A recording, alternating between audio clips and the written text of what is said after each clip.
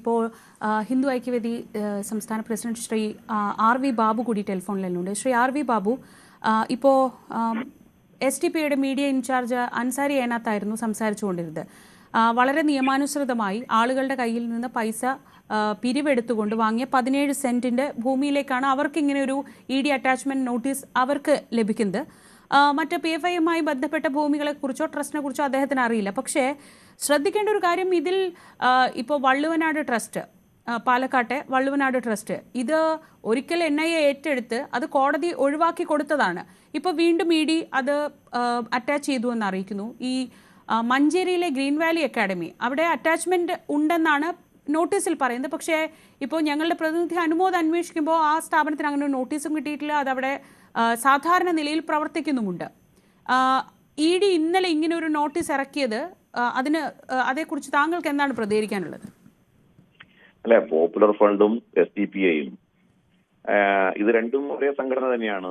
Popular ഫണ്ടിന്റെ രാഷ്ട്രീയ രൂപമാണ് SDP-ഐ. ഇതെല്ലാവർക്കും അറിയാവുന്ന കാര്യമാണ്.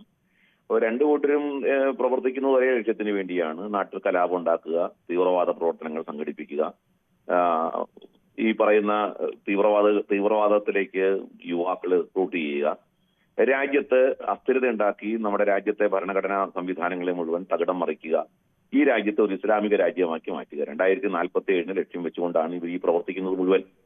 കേരളത്തെ ഇസ്ലാമിക രാജ്യമാക്കുക, മുഴുവൻ ഭാരതത്തെയും ഇസ്ലാമിക രാജ്യമാക്കുക, അതിനുവേണ്ടിയുള്ള പ്രവർത്തനങ്ങളാണ് നടത്തിക്കുന്നത്. അപ്പൊ ഇതൊക്കെ നമ്മൾ ഒരുപാട് ചർച്ച ചെയ്ത കാര്യങ്ങളാണ്. ഇപ്പൊ ED ഒരുപാട് പോപ്പുലർ ഫണ്ടിന്റെ ഒരുപാട് സ്ഥാപനങ്ങളും സ്വത്തുക്കളും ഒക്കെ കണ്ടുകെട്ടിയിരിക്കുന്നു.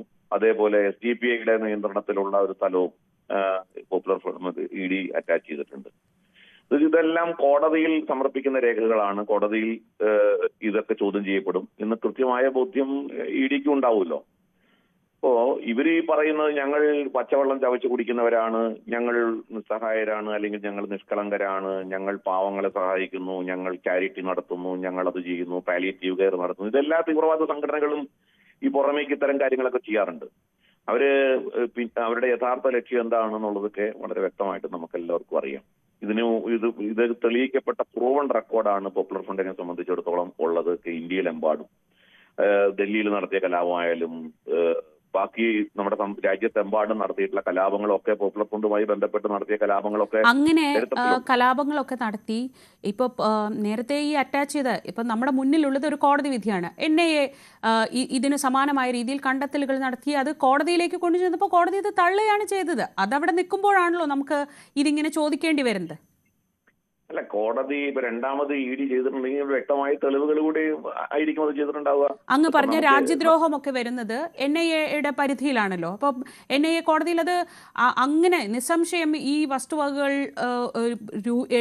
ഉണ്ടാക്കിയത് ഇതൊക്കെ രാജ്യവിരുദ്ധമായ പ്രവർത്തനങ്ങളിലൂടെയാണെന്ന് തെളിയിക്കാൻ കഴിയാത്തതുകൊണ്ടാണല്ലോ അത് NIA കോടതി തള്ളിയത്. ഇപ്പൊ നമുക്ക് ED കൊടുക്കുന്നത് എന്താണ്? ED PMLA ആക്ട് അനുസരിച്ചിട്ടാണ് രജിസ്റ്റർ ചെയ്യുക. മണി ലോണ്ടറിംഗ് ആക്ട് അനുസരിച്ചിട്ടുള്ള കേസുകളൊക്കെ ആയിരിക്കും EDയുടെ ഭാഗത്തുനിന്ന് പ്രധാനമായിട്ട് ഒരു സാമ്പത്തിക കുറ്റകൃത്യം എന്നുള്ള നിലയ്ക്ക് രാജ്യവിരുദ്ധമായിട്ടുള്ള രീതിയിൽ സാമ്പത്തിക സമാഹരിച്ച് നിയമം ലംഘിച്ചുകൊണ്ട് സമ്പത്ത് വിനിയോഗം ചെയ്തു എന്നുള്ള കേസൊക്കെയാണ് EDയുടെ പരിധിയിൽ വരുന്നത്. ED അതിന്റെ തെളിവുകൾ കൊടുത്തിട്ടുണ്ടാവും. NIA കണ്ടെത്താത്ത കാര്യങ്ങൾ ചിലപ്പോൾ ED കണ്ടെത്തിയിട്ടുണ്ടാവും. അത് കോടതിയിൽ വരട്ടെ. ഒരുപാട് ആൾക്കാർ ഇപ്പോഴും ജയിലിൽ കിടക്കുന്നത് എന്തുകൊണ്ടാണ്? ഇവര് പറയുന്നത് ഞങ്ങൾ നിരപരാധികളാണ്, ഞങ്ങൾ ആണെന്നുണ്ടെങ്കിൽ ഏറ്റവും അസുഖം പിടിച്ചു കിടക്കുന്ന ആൾക്ക് പോലും ജാമ്യം കൊടുക്കാതെ സുപ്രീം കോടതി ജാമ്യം കൊടുക്കാതെ ഇട്ടിട്ടില്ലേ? എന്താ കാര്യം? അപ്പൊ ഇവർക്കെതിരെ വ്യക്തമായ തെളിവുകളുണ്ട്. ആ തെളിവുകളുടെ അടിസ്ഥാനത്തിലാണ് കോടതി പോലും ഇവരുടെ ജാമ്യം നിഷേധിച്ചിരിക്കുന്നത്. പല കേസുകളിലും പല നേതാക്കന്മാർ ഇപ്പോഴും ജയിലിൽ തന്നെയല്ലേ കഴിഞ്ഞ 2 വർഷത്തോളമായിട്ട്. ശ്രീ ആർ.വി. ബാബു, സാധാരണഗതിയിൽ EDയുടെ ഒരു നോട്ടീസൊക്കെ വരുമ്പോൾ തന്നെ നമ്മളൊക്കെ എപ്പോഴും വാർത്തകളിലൂടെയാണ് എനിക്കൊക്കെ ഇതറിയുന്നത്. EDയുടെ നോട്ടീസ് വരുന്നു, അവിടെ അതിന് പിന്നാലെയുള്ള നടപടികൾ കാണുന്നു. ഇതിപ്പോ ഇന്നലെ ഇങ്ങനെ ഒരു വാർത്താക്കുറിപ്പ് ഇറക്കിയതല്ലാതെ ഇവരൊന്നും വിവരമൊന്നും അറിഞ്ഞിട്ടില്ല. ശ്രീ ആർ.വി. ബാബു, അത് അവരറിയിച്ചോളുന്നേ. ED അത് അതിന്റെ സമയത്ത് അറിയിച്ചോളും. ED ആദ്യം ഈ മാധ്യമങ്ങളെ അറിയിക്കുന്നത് കൊണ്ട് എന്താണ് ഉദ്ദേശിക്കുന്നത്? അല്ല, ഇതിനകത്ത് നടപടിക്രമങ്ങളിൽ എന്തെങ്കിലും അപാകതകൾ ഉണ്ടെങ്കിൽ ഇതൊക്കെ അവർക്ക് നിയമപരമായി കോടതി ചോദ്യം ചെയ്യാം. EDയുടെയോ അല്ലെങ്കിൽ NIA-യുടെയോ അന്വേഷണ ഏജൻസികളുടെയോ നടപടിക്രമങ്ങൾ പാലിക്കാതെയാണ് ഈ കാര്യങ്ങളൊക്കെ ചെയ്തിട്ടുള്ളത് എന്നുണ്ടെങ്കിൽ അവർക്ക് കോടതി ചോദ്യം ചെയ്യാലോ. അവർക്ക് കോടതി പോവാം.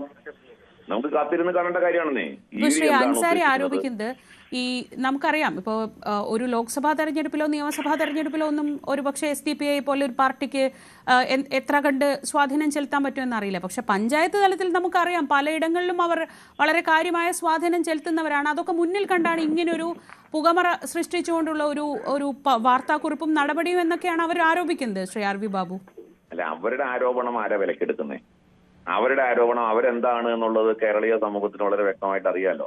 അവർക്ക് പ്രാദേശികമായി ചില സ്ഥലത്ത് ചില പോക്കറ്റുകളുണ്ട്. ആ പോക്കറ്റിൽ അവർക്ക് വിജയിക്കാൻ കഴിയുന്നതെന്ന് ഒഴിച്ചാൽ കേരളീയ സമൂഹം ഈ പറയുന്ന തീവ്രവാദികളെ തിരിച്ചറിഞ്ഞിട്ടുണ്ട്.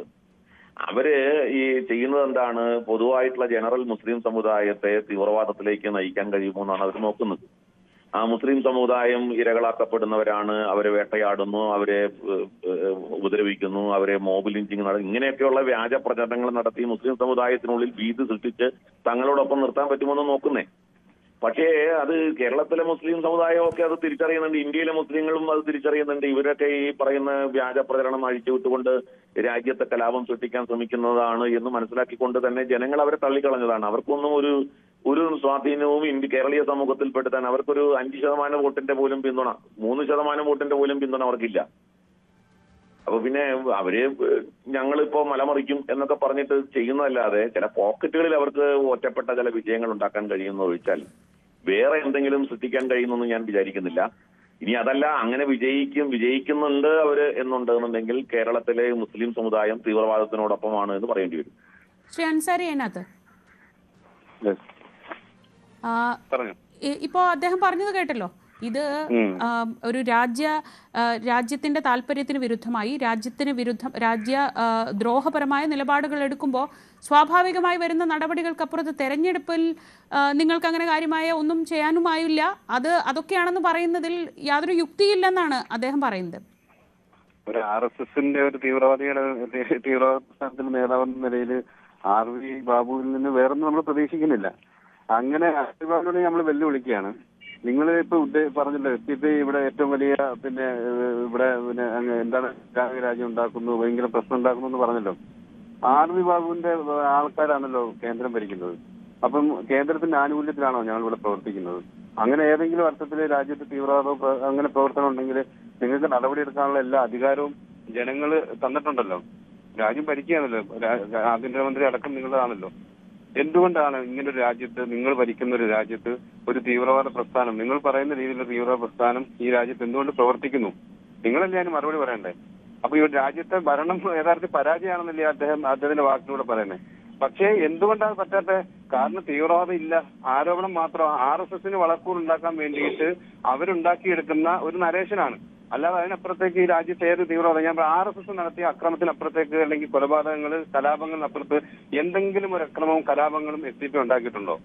ഏതെങ്കിലും ഒന്ന് പറയാനെങ്കിലും ഉണ്ടോ? RSS 100 കണക്കിന് കലാപം ഉണ്ടാക്കിയിട്ടുണ്ട്. എത്രയോ അനുഭവങ്ങളുണ്ട്. ബാബരി മസ്ജിദ് അടക്കം എത്രയോ അനുഭവങ്ങൾ. പിന്നെ വേറൊന്ന്, നമുക്ക് ഇതിലേക്ക് വരാം. RV ബാബുവിന്റെ ഓരോ വാക്കുകളും ഇപ്പൊ ഞാൻ കേട്ടിരുന്നു. അതെല്ലാം